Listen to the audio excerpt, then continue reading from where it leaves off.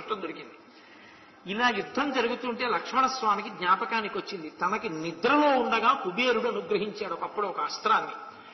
ఆ అస్త్రాన్ని తీసి ఇంద్రజిత్ మీద ప్రయోగించారు. ప్రయోగిస్తే దాని చేత వ్యధని పొందాడు, కానీ సంహారము మాత్రం జరగలేదు. నిలబడి యుద్ధం చేస్తూనే ఉన్నాడు. ఇలా యుద్ధం చేస్తూ పోతే చీకటి పెరిగిన కొద్దీ, రాత్రి పెరిగిన కొద్దీ బలం పెరుగుతూ ఉంటుంది. లక్ష్మణ, నువ్వు నరుడివి కాబట్టి నీ బలం క్షీణించడం ప్రారంభమవుతుంది. ఇప్పటి వరకు మీ యొక్క తేజస్సు వల్ల, విశ్వామిత్ర మహర్షి యొక్క అనుగ్రహం వల్ల, పెద్దల ఆశీర్వచనం వల్ల నిలబడి యుద్ధం చెయ్యగలుగుతున్నావు ఇంద్రజిత్తుతో. కాబట్టి ఇక ఆలస్యం లేకుండా ఇంద్రజిత్తుని నిగ్రహించమన్నారు. ఏ అస్త్రాన్ని ప్రయోగిస్తాడు? ఏ అస్త్రాన్ని ప్రయోగిద్దామన్నా ఇంద్రజిత్తు విఫలం చేస్తున్నాడు. ఇప్పుడు ఒకానొకప్పుడు ఇంద్రుడు ఆకుపచ్చటి గుర్రములు కలిగినటువంటి వాడు దానవ సంహారమునందు ప్రయోగించినటువంటి ఐంద్రాస్త్ర సంబంధమైన బాణాన్ని వింటినారియందు సంధించి ఆకర్ణాంతము లాగి ధనుర్వేదంలో ఎక్కడా లేనటువంటి ఒక మంత్రాన్ని అభిమంత్రించారు. అది ఏ అస్త్ర ప్రయోగానికి ఉపయోగించేటటువంటి మంత్రం కాదు. ధర్మాత్మా సత్యసంధశ్చ రామో దశరథిర్యది పౌరుషేచా ప్రతిద్వంద్వ శరైణం జహిరావణిం. దీన్ని రామాయణానికి మూలమంత్రం అంటారు. రామాయణ మూలమంత్రానికి వ్యాఖ్యానం జరిగిన మరునాడు హనుమత్ జయంతి రావడం చాలా చాలా గొప్ప విశేషం నిజంగా. కాబట్టి ఆయన అన్నారు, ధర్మాత్మ, రాముడు ధర్మాత్ముడైతే, సత్యసంధశ్చ, రాముడు సత్యమును తప్ప ఎన్నడూ అసత్యము పలకని వాడైతే, రామో దశరథిర్యది, రాముడు నిజంగా దశరథ మహారాజు గారి కొడుకే అయితే, పౌరుషేచ, రాముడికి పౌరుషం ఉంటే, ప్రతిద్వంద్వ, నా ఎదురుగుండా నిలబడినటువంటి ఈ ప్రతిద్వంద్వి, నాతో యుద్ధం చేస్తున్నవాడు, శరైనం, ఈ బాణము చేత, జహి, మరణించుగాక, రావణిం, రావణ కుమారుడైన ఇంద్రజిత్ అని సంకల్పం చేసి బాణప్రయోగం చేశారు. వెంటనే సశిరస్త్రాణం శ్రీమజ్వలిత కుండలం ప్రమధ్యేంద్రజిత కాయాత్ పాతయామసభూతలే. గొప్ప కీటంతో, కుండలములతో, శిరస్త్రాణంతో వెలిగిపోతున్నటువంటి ఇంద్రజిత్ యొక్క శిరస్సు కంఠము నుండి వేరై భూమి మీద పడిపోయింది. ఇంద్రజిత్తు మరణించాడు. దేవతలు, గంధర్వులు, ఋషులు, మహర్షులు అందరూ పెద్ద పండగే చేసుకున్నారు. ఎంత సంతోషపడిపోయారో ఇంద్రజిత్ మరణంతో. ఇప్పుడు అంతటి గొప్ప యోధుడే, అంతటి భక్తి తత్పరుడే లక్ష్మణస్వామి ఈ మాట అనొచ్చా బాణప్రయోగం చేస్తూ? రాముడు ఎంత ధర్మాత్ముడో లక్ష్మణుడికి తెలుసు. కానీ లోకం రామచంద్రమూర్తి మీద కొన్ని అపవాదులు వేసింది. అవేవి? ధర్మాత్మ, రాముడు ధర్మం తప్పాడు అన్నారు. ఎక్కడ ధర్మం తప్పాడు అంటే, చెట్టు చాటు నుంచి వాలి మీద బాణం వేశాడు, అందుకని ధర్మం తప్పాడన్నారు. ధర్మం రాముడు తప్పలేదు అని మరొక గొప్ప రుజువు ఏమిటంటే, రాముడు ధర్మం తప్పి ఉంటే ఈ బాణం ఇంద్రజిత్తుని కొట్టదు. రాముడు ఎన్నడూ ధర్మం తప్పని వాడు కాబట్టే ఆఖరికి లక్ష్మణస్వామి బ్రహ్మాస్త్ర ప్రయోగం చేస్తానన్నా కంటికి కనపడని వాణ్ణి చంపవద్దు అన్న ధర్మాత్ముడు కాబట్టే ఇంద్రజిత్ నిగ్రహింపబడ్డాడు. అటువంటి ధర్మాత్ముడు రామచంద్రమూర్తి నిరూపించింది ఈ శ్లోకం. సత్యసంధశ్చ, రాముడన్నడూ అబద్ధము తెలియనివాడు, కానీ రాముడు అబద్ధం ఆడాడన్నారు. ఎక్కడ ఆడాడన్నారు? అయోధ్యకాండలో పట్టాభిషేకం జరగకుండా రామచంద్రమూర్తి అరణ్యవాసానికి బయలుదేరి వెళ్ళిపోతున్న సమయంలో అంతఃపురంలోంచి బయటికి వచ్చినటువంటి దశరథ మహారాజు గారు ఉత్తరీయం జారి పడిపోయి ఉండగా రామచంద్రమూర్తి కూర్చున్నటువంటి రథాన్ని తోలుతున్నటువంటి సుమంత్రుణ్ణి రథాన్ని ఆపు తీసుకువెళ్లొద్దు అని పెద్దగా అరుపులు అరుస్తుంటే రథస్థితుడైనటువంటి రామచంద్రమూర్తి రథాన్ని ఇక్కడ ఆపకుండా నువ్వు నడుపు అంటుంటే ప్రభు అయిన దశరథ మహారాజు గారు రేపు తిరిగి వచ్చిన తర్వాత నేను ఆపు అన్నప్పుడు రథాన్ని ఎందుకు ఆపలేదు అని నన్ను దశరథుడు అడిగితే నేనేం చెప్పను అని రాముడిని అడిగితే, రాముడు నేను ఆపద్దు అన్నాను కాబట్టి రథాన్ని అరణ్యానికి తీసుకెళ్లిపోయి తిరిగి వచ్చిన తరువాత రథచక్ర సవ్వడిలో నీవన్న మాట నాకు వినపడలేదని చెప్పి అన్నాడు. అబద్ధం చెప్పడం ఒకటి, చెప్పించడం ఒకటి కాదు కాబట్టి రాముడు అసత్యం ఆడాడన్నారు. రాముడి రథాన్ని ఆ రోజున ఆపి ఉంటే కౌసల్యామాత దశరథుడు వచ్చి రామచంద్రమూర్తిని గట్టిగా పట్టుకుంటే తిరిగి అరణ్యానికి వెళ్ళలేనటువంటి స్థితిని కల్పిస్తే తండ్రి అసత్యమునందు పడిపోయి పొందవలసినటువంటి ప్రయోజనాన్ని పొందకుండా పోతాడు. కాబట్టి తండ్రిని సత్యమునందు నిలబెట్టడం అనేటటువంటి పెద్ద ధర్మాన్ని ఆవిష్కరించడం కోసం ఒక చిన్న అమృతాన్ని ఆడిస్తే దోషం లేదు. కాబట్టి పెద్ద ధర్మాన్ని నిలబెట్టడానికి చిన్ని అధర్మం చేసి తప్పని శాస్త్రం అందో. కొడుకు తండ్రి మరణశయ్య మీద ఉండి సంధ్యావందనం చెయ్యలేకపోతే తండ్రి పేరు మీద సంధ్యావందనం చేసి తాను ప్రాయశ్చిత్తంతో వేలదాటాక సంధ్యావందనం చెయ్యొచ్చు. కాబట్టి చిన్న అధర్మం పెద్ద ధర్మాన్ని నిలబెడితే దోషం కిందకి రాదు.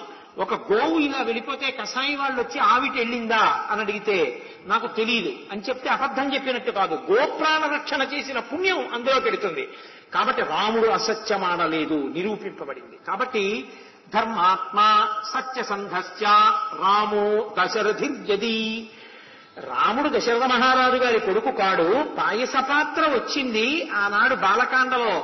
ఆ యజ్ఞం చేసినప్పుడు పుత్రకామేష్టిలో వచ్చినటువంటి యజ్ఞ పురుషుడిచ్చినటువంటి పాయస పాత్రలోని పాయసాన్ని ఆరగించడం వల్ల జన్మించాడు తప్ప దశరథ మహారాజు గారి గొప్పతనం అందులో లేదు అన్నారు కొంతమంది. రాముడు నరుడిగా జన్మించడం కోసం వచ్చినవాడు. నరుడిగా ఉంటే తప్ప రావణ సంహారం కాదు. కాబట్టి నరుడిగా వచ్చాడు. కాబట్టి నరుడిగా జన్మించాలంటే దశరథ మహారాజు గారి తేజస్సు కౌసల్యా సుమిత్రా కైకేయులలోకి ప్రవేశిస్తే తప్ప ఆవిష్కారము నర ఉత్పత్తి జరగదు.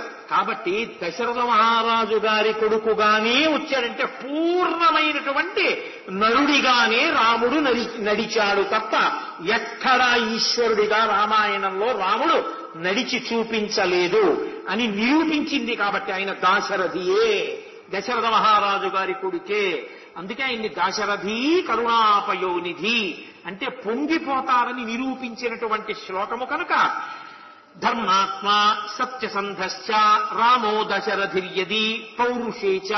రాముడికి పౌరుషం లేదన్నారు ఒకప్పుడు. ఎప్పుడు 14,000 మంది కరదూషణాదులతో ఆయన యుద్ధం చేస్తుంటే బాణ పరంపర చేత దెబ్బతిన్నటువంటి కరుడు ఒంటి నుంచి రక్తం కారిపోతూ తాటి చెట్టు ప్రమాణంలో గబగబా నడిచొచ్చి రామచంద్రమూర్తి మీద పడిపోతుంటే బాణం వెయ్యడానికి చోటు లేక వింటినారిని వెనక్కి లాగడం కోసం 3 అడుగులు వెనక్కి వేశాడు.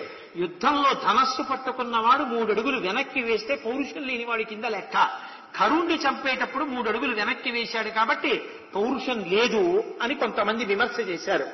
కానీ తన ఎదురుగుండా నిలబడినటువంటి వాణ్ణి సంహరించడానికి వింటినారిని ఆ కర్ణాంతము లాగడానికి కావలసినంత వ్యవధానము లేని కారణం చేత అటువంటి స్థితిని కల్పించుకోవడం కోసం ఒక యోధుడు 3 అడుగులు వెనక్కి వేస్తే అది అపసర్పణమవుతుంది తప్ప అది ఎప్పుడూ ధర్మాతిక్రమణము కాదు, అది పౌరుషము లేకపోవడము కాదు అని మనకి శాస్త్రాలు చెప్తున్నాయి. కాబట్టి పౌరుషేచ రాముడు ఆనాడు చేసినది తప్పు కాదది అపసర్పణమే తప్ప రాముడు 3 అడుగులు భీమువై వెనక్కి వేయలేదు అని ఈ శ్లోకము నిరూపించింది.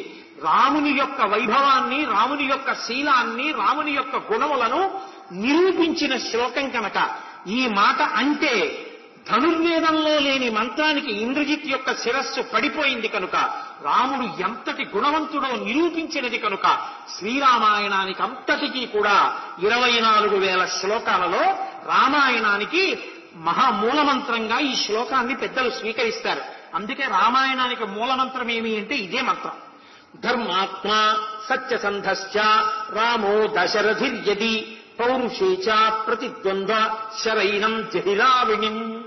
కాబట్టి ఈ మాట చెప్పగానే ఇంద్రజిత్ యొక్క శిరస్సు పడిపోయింది. ఇంత గొప్పగా రామచంద్రమూర్తి యొక్క వైభవాన్ని నిరూపించినటువంటి శ్లోకము. తదనంతరము ఆ ఇంద్రజిత్ పడిపోగానే ఒక్క రాక్షసుడు లేడు, అందరూ పారిపోయారు లంకలోకి.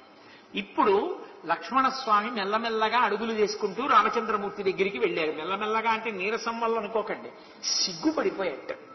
దేనికి సిగ్గు అంటే అన్నయ్యంతటి మహావీరుడి దగ్గరికి వెళ్ళి అన్నయ్య నేను ఇంద్రజిత్తుని చంపానని ఎలా చెప్పను, నేను చంపానన్నయ్యా అని చెప్పడం శుభవార్త. కానీ అన్నయ్యంతటి వాడి దగ్గరికి వెళ్ళి అన్నయ్య నేను చంపానని చెప్పనా అని సిగ్గుపడి గట్టిగా చెప్పకుండా గుణిగితే రామచంద్రమూర్తి ఏరా నాన్న ఇంద్రజిత్ సంహారం అయిందిగా అన్నట్ట. అప్పుడు పక్కనున్న విభీషణుడు గట్టిగా చెప్పాట, మహానుభావుడు ఈ లక్ష్మణస్వామి ఇంద్రజిత్తుని సంహరించాడన్నట్ట. అన్న తర్వాత రామచంద్రమూర్తి ప్రియమార తమ్ముణ్ణి కౌగిలించుకుని ఒళ్ళంతా తడివి, నాన్న ఎంత కార్యాన్ని సాధించావురా అని తొడ మీద కూర్చోబెట్టుకుని మూర్ధన్య స్థానంలో ముద్దు పెట్టుకున్నాడు. అక్కడ సుషేణుణ్ణి పిలిచి ముక్కు దగ్గర ఒక ఓషధి పెట్టించారు. ఆ ఓషధి వాసన చూడగానే ఆయన గాయములన్నీ మానిపోయి ఒక్కసారి పూర్వం ఎటువంటి తేజస్సుతో ఉండేవాడో అంతటి తేజస్సుతో లక్ష్మణస్వామి సంతోషంగా రామచంద్రమూర్తితో కలిసి కూర్చున్నారు. ఇంద్రజిత్ వధ అయిపోయింది కాబట్టి ఇంకా రావణ వధ కేవలము నిమిత్తమే.